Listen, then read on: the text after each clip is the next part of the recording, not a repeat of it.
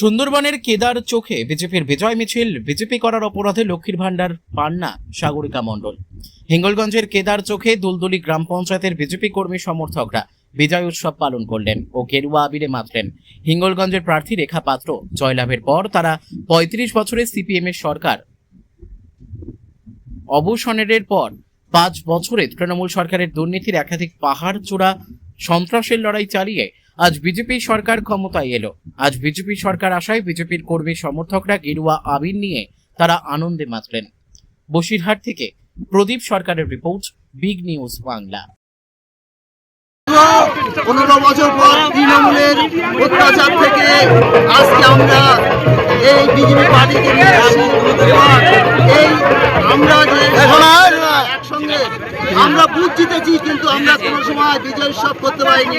তাই আজ আমাদের রেখা পাত্র এখানে বিপুল ভোটে জয়ী হয়েছে। হিঙ্গলগঞ্জ বিধানসভা থেকে আমাদের ছেলেরা, মায়েরা, বোনেরা সব আজ বিজয় উৎসবে মেতেছে।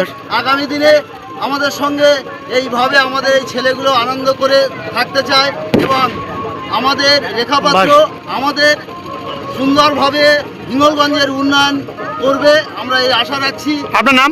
আমার নাম তড়িৎ মণ্ডল। আপনারা এখন নিঃশ্বাস পেয়েছেন, কি বলবেন? এরা যা অত্যাচার করেছে মানুষের উপর, তার থেকে সবাই আমরা মুক্তি পেয়েছি। এটাই আমাদের সবথেকে বড় দিক। কোথায় এটা?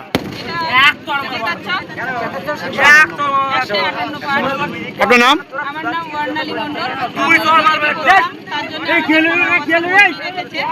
বিধানটা এবার আমরা এই যে মানে অপশাসনের হাত থেকে মুক্তি পেয়েছি, এটাই আমাদের লক্ষ্মীর ভান্ডার তো পাই না। আমার নামে আমাদের মানে বিধান কাকা আমাদের পঞ্চায়েত সদস্য, উনি আমার নামে অ্যাপ্লিকেশন জমা দিয়েছে সিডিপিওর কাছে, জয়েন্ট বিডিওর কাছে।